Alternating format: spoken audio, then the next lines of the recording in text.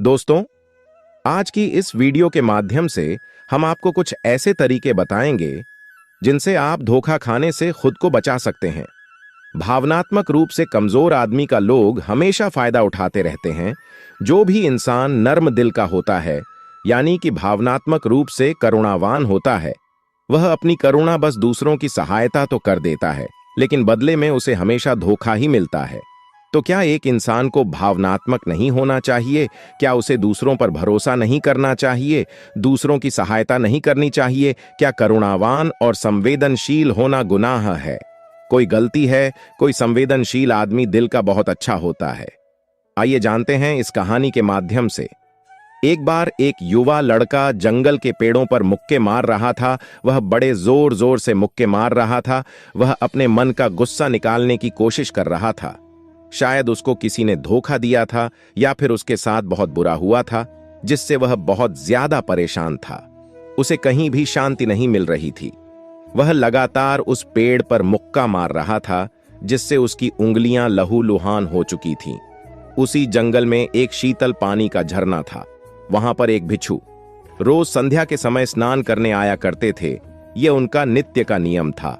आज जब वह भिक्षु इस रास्ते से स्नान करने के लिए उस जंगल में आए, तो उन्होंने देखा कि लड़का जोर जोर से चीख रहा था और रो रहा था और लगातार उस पेड़ पर मुक्के मारे जा रहा था। उस लड़के के आसपास कोई मौजूद नहीं था। इससे उस भिक्षु को उस युवक की चिंता होने लगी।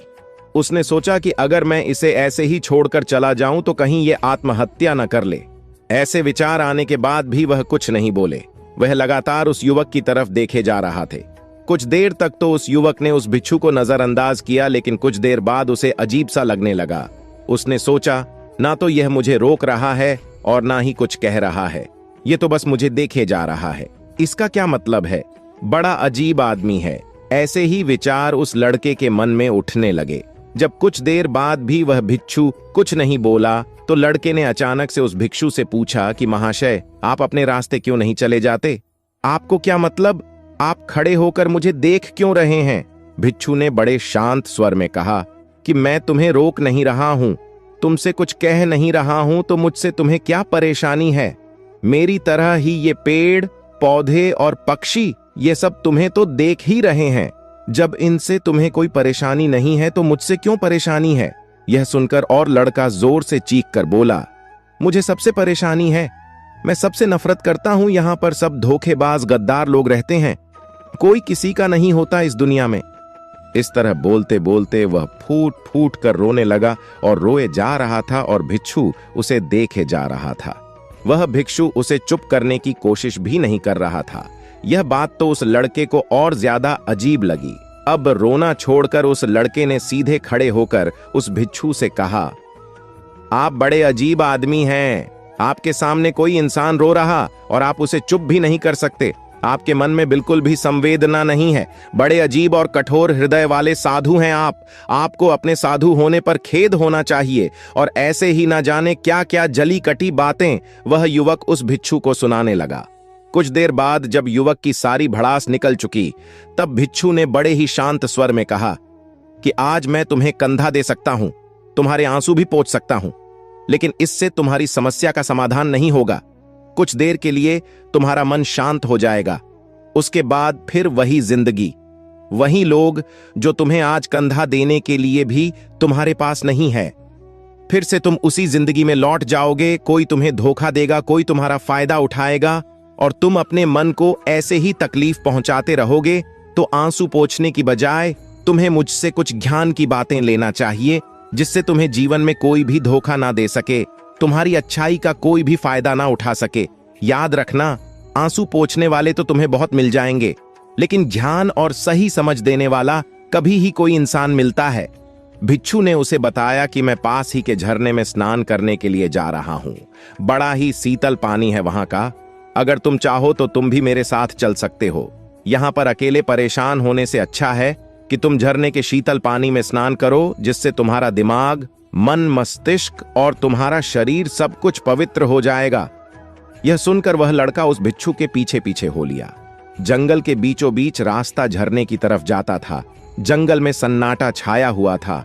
उनके पैरों तले सूखे पत्तों की चरमराने की आवाज पूरे जंगल में गूंज रही थी।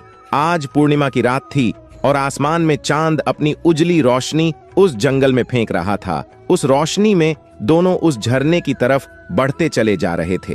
रास्ते में चलते चलते उस युवक ने उस भिक्षु से कहा कि महात्मन, आपकी जिंदगी मस्त है, आपको किसी चीज की कोई परेशानी नहीं है। आपको पता है कि दुनिया में कैसे कैसे लोग बसते हैं, कितने धोखेबाज, कितने मक्कार, और सबसे बड़ी बात, अपने लोग ही धोखा देते हैं, जिनसे हम प्रेम करते हैं, जिनको हम अपना मानते हैं। जब उन्हीं से धोखा मिलता है तो कैसा महसूस होता है। कभी कभी तो ऐसे लगता है कि भोले और दयालु लोगों के लिए यह दुनिया नहीं बनी है, ये धोखेबाजों के लिए है, मक्कारों के लिए है। वही यहाँ पर फलते फूलते हैं, वही आनंद से जीते हैं, और हमारे जैसे लोग जो दूसरों की सहायता करते हैं, दूसरों को अपना मानते हैं, वह हमेशा जीवन भर दुख में रहते हैं। यही जीवन की सत्यता है और यही संसार है जिसमें हमें रोज घुट घुट कर मरना पड़ता है। गुरुदेव, आपने सही किया, ऐसी जिंदगी को त्याग दिया, पीछे छोड़ दिया। अब बस अपने में मस्त, किसी से कोई परेशानी नहीं है, किसी की कोई चिंता नहीं। मैं भी सोचता हूं कि मैं भी सन्यास ले लूं। यह सुनकर उस भिक्षु ने कहा कि तुम्हें क्या लगता है, सन्यासी जीवन बहुत आसान होता है। भिक्षु ने बड़े शांत स्वर में कहा कि तुम्हें तो 2 वक्त की रोटी तो शांति से मिल जाती है, हमें तो कभी कभी वह भी नसीब नहीं होती। अगर भिक्षा मिल जाती है तो हम खा लेते हैं, वरना हमें तो भूखा ही सोना पड़ता है।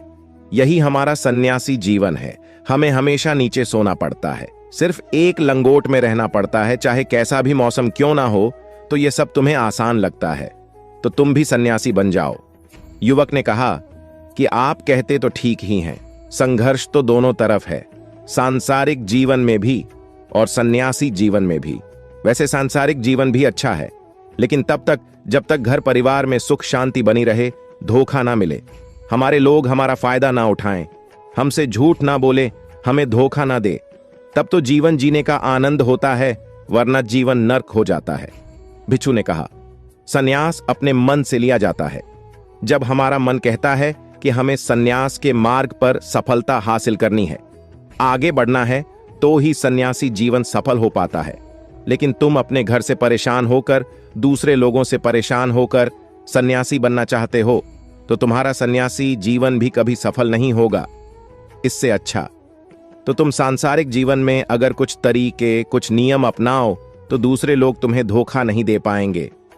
सबसे पहले तो यह समझो कि धोखा उन्हें ही मिलता है जो भावनात्मक रूप से कमजोर होते हैं, जिनका दिल जल्दी पिघल जाता है, जो दूसरों को दुख में नहीं देख पाते।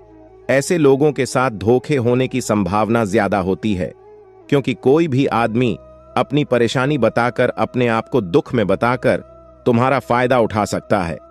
क्या पता वह झूठ बोल रहा हो, वह दुखी होने का अभिनय कर रहा हो, लेकिन आपको तो सच ही लगेगा, और उसके कुछ समय बाद आपको पता चलता है कि आपके साथ धोखा हो गया। उसके बाद आपका मन अंदर से टूट जाता है। इसीलिए सबसे पहले बात ध्यान रखना कि किसी भी व्यक्ति को यह एहसास मत होने दो कि तुम भावनात्मक रूप से कमजोर हो। अंदर से तुम्हारा दिल नर्म है। अगर उन्हें यह कमजोरी आपकी पता चल गई, तो वह कोई ना कोई जाल रचकर आपका फायदा उठाने की जरूर कोशिश करेंगे। चाहे आप अंदर से संवेदनशील हो, दूसरों की मदद करने वाले हो, लेकिन किसी को एहसास मत होने दो, ऊपर से कठोर बने रहो। जब लोगों को लगेगा कि इससे कुछ बोलने का फायदा ही नहीं है, ये आदमी कठोर है, नहीं पिघलेगा, तो खुद ब खुद वो लोग जो झूठे हैं, जो मक्कार हैं, वो आपके पास आएंगे ही नहीं, वो उन्हें चुनेंगे जो उनके आसान शिकार होंगे। दूसरी बात यह है कि हम बहुत जल्दी दूसरों पर विश्वास कर लेते हैं, और हमारी जल्दी विश्वास करने की आदत ही हमें हानि पहुंचाती है। 2 दिन तुम्हें किसी से मिले हुए नहीं होते हैं और तुम एक दूसरे के हो जाते हो, एक दूसरे पर पूरा भरोसा करने लग जाते हो, और यह भरोसा तीसरे दिन टूट भी जाता है, और फिर तुम्हें धोखा मिलता है, और फिर तुम परेशान होते हो। इसीलिए समय दो। किसी भी चीज को, किसी भी रिश्ते को आगे बढ़ाने के लिए समय की जरूरत होती है। समय के साथ तुम्हें सामने वाले इंसान की अच्छाई और बुराई पता चलती है। तब तुम्हें पूर्ण रूप से पता चलता है कि इंसान वास्तव में कैसा है, अच्छा है या बुरा है, और वह कुछ समय देने के बाद ही होता है। इसीलिए जल्दी किसी पर विश्वास मत करो। तीसरा तरीका समझने के लिए तुम्हें ऐसे लोगों को समझना होगा जो दूसरों की चापलूसी करते रहते हैं। कुछ लोगों की आदत होती है चापलूसी करने की। आपके सामने आपकी बड़ाई करेंगे, आपके बारे में अच्छा अच्छा बोलेंगे और आपको लगेगा कि यह इंसान कितने अच्छे हैं, मेरे से कितना प्यार करते हैं। लेकिन वास्तव में उनकी वह चापलूसी एक जाल होती है ताकि वह आपका दिल जीत सके। और उनको चापलूसी करने का मौका तभी मिलता है जब आप दिखावा करते हैं। अगर आप उनकी चापलूसी से प्रभावित ही नहीं होंगे तो कुछ समय बाद वो चापलूसी करना बंद कर देंगे। इसीलिए किसी के सामने दिखावा मत करो, वरना आप तो आकर्षण के केंद्र बन जाते हो। लोगों को लगता है कि शायद इसके पास बहुत ज्यादा धन संपदा है, इसीलिए इतना दिखावा कर रहा है। और इसी वजह से जो लोग आपका फायदा उठाना चाहेंगे वो आपके करीब आने की कोशिश करेंगे, आपके चापलूसी करने की कोशिश करेंगे। अगला नियम बताते हुए भिक्षु ने झरने की तरफ इशारा किया। वो झरने के पास पहुंच चुके थे। युवक को भी एहसास हो चुका था क्योंकि वहां पर ठंडी ठंडी हवा चल रही थी।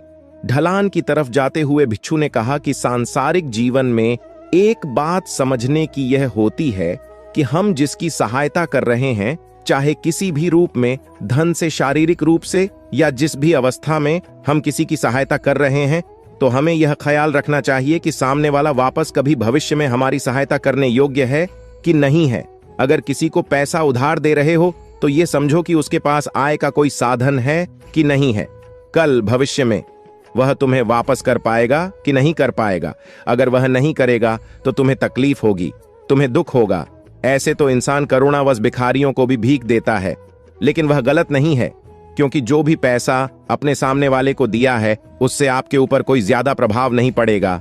अगर वह आपको वापस भी नहीं लौटाएगा तो अगर किसी ऐसे इंसान को पैसा देना है जो कभी वापस नहीं लौटा पाएगा तो उतना ही देना चाहिए जिससे तुम्हारे ऊपर ज्यादा दबाव न बने। अगर वो वापस भी न लौटाए तो तुम्हें दुख न पहुंचे। अब तक वो दोनों झरने पर पहुंच चुके थे। दोनों ने अपने कपड़े उतारकर उस झरने के शीतल पानी में कूद पड़े। पानी ठंडा था। उन दोनों की सारी थकन और उदासी पल भर में ही दूर हो गई। स्नान कर लेने के बाद दोनों उस झरने के सामने एक पेड़ के नीचे बैठकर बातें करने लगे। भिक्षु ने उसे आगे समझाते हुए कहा कि शुरुआत में लोगों को नजरअंदाज करना सीखो। जब तुम किसी को शुरुआत में नजरअंदाज करते हो तो जो भी लोग किसी लालच की वजह से तुम्हारे पास चिपक रहे थे उनकी छटनी हो जाएगी। जब तुम उनको नजरअंदाज करोगे तब एक दो बार लोग तुम्हारे पास आने की कोशिश करेंगे, उसके बाद वो तुमसे दूरियां बना लेंगे। और जो आदमी तुम्हारी इंसानियत, तुम्हारी अच्छाई देखकर तुम्हारे पास आएगा वो नजरअंदाज करने के बावजूद भी तुम्हारे करीब ही बना रहेगा। और यही तो एक सच्चे इंसान की पहचान होती है, जो हमारे अपने होते हैं। उनसे हम लड़ भी लेते हैं, झगड़ भी लेते हैं, उसके बावजूद भी वो हमारी बातों का बुरा नहीं मानते हैं। चाहे थोड़े समय के लिए वह हमसे नाराज रहे, लेकिन कुछ समय बाद फिर से हम एक हो जाते हैं। और यही तो घर परिवार का मतलब होता है, यही तो अपनों का मतलब होता है। इसीलिए शुरुआत में अनजान लोगों को नजरअंदाज करना सीखो, इग्नोर करना सीखो, ताकि धोखेबाज मक्कार लोग तुम्हारे करीब ही ना आ पाएं। अपने इस वार्तालाप को खत्म करते हुए भिक्षु ने अपनी आखिरी और पांचवी बात बताते हुए कहा कि ये आखिरी सीख सबसे ज्यादा महत्वपूर्ण है। सब कुछ होने बाद भी तुम्हें धोखे मिल सकते हैं, लेकिन तुम अगर अपने आंख और कान और अपना दिमाग खोलकर रखते हो, अगर तुम होश में रहोगे, ध्यान करोगे, तो तुम्हें इंसान की आंखें देखते ही समझ में आ जाएगा कि उसे तुमसे क्या चाहिए। तुम उसकी इच्छा और उसका स्वभाव उसकी आंखों में ही पढ़ सकते हो। लोगों की आंखों में, उनकी वाणी में, उनके स्वभाव में उनका सब कुछ दिखाई देता है। बस हम ही अपनी आंखें मूंद कर रहते हैं। दूसरे लोगों से जानो, उसके रिश्तेदारों से जानो, उसके परिवार वालों से जानो कि वह इंसान कैसा है, दूसरों के साथ उसका व्यवहार कैसा है, उसकी पड़ताल करो। जब किसी पर विश्वास करो, ऐसे ही किसी पर विश्वास मत कर लेना। अगर तुम किसी के साथ लंबे समय तक भरोसा करना चाहते हो, किसी के साथ कोई संबंध बनाना चाहते हो और कोई दोस्ती करना चाहते हो या किसी की मदद करना चाहते हो, तो इन सभी परिस्थितियों के बारे में तुम्हें जरूर पता होना चाहिए कि दूसरे लोग उस इंसान के बारे में क्या सोच रखते हैं। इसके बाद तुम जीवन में कभी भी धोखा नहीं खाओगे और तुम्हें कभी भी धोखे की वजह से पछताना नहीं पड़ेगा। इसी तरह की बातें करते हुए भिक्षु और वो लड़का दोनों जंगल से बाहर आ गए और अपने अपने घर को चले गए। दोस्तों, इसी तरह और भी मोटिवेशनल वीडियो देखने के लिए आप हमारे चैनल को लाइक करें, शेयर करें और सब्सक्राइब करें। धन्यवाद।